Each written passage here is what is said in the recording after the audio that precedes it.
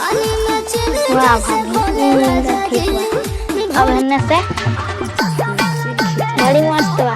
अब हन्ने से रिंगल ठीक बा भाभी। वाह भाभी जत बनी राजा तो हम नहीं हार तू संभारो।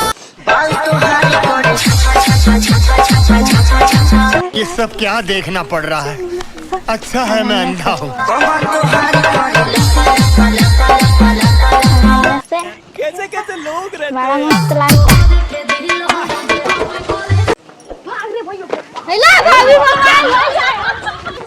का देखत रहले जी?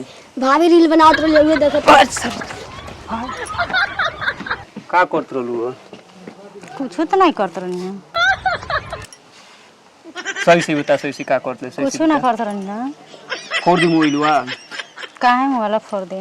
हई रील बनावत रहे, गांव भर लोग देखत है पूरा। अरे हनिया तो हनिया हनिया कहाँ तो कौन मोहल्ला घर हो? यकिया हुए जा रे जड़ा रे आ की बतावले को रील बनावली रे? हमार मेहरारू की बतावला? हमार मेहरारू रील बनावले एक जने गांव के रहने हुए बताइए। देखो ये हो टोला साइड बटे तो का हो जाए? कौन टोला से आदमी आइल बा तो हम रील ना बनाए? तो मैंने रील बनावल नहीं छोड़ू ना। ना रील बनाओ नहीं छोड़े हम। अच्छा हाँ कहाँ से आते हैं? भगवान कैसन मेहरारू से यार बियाह हो गई।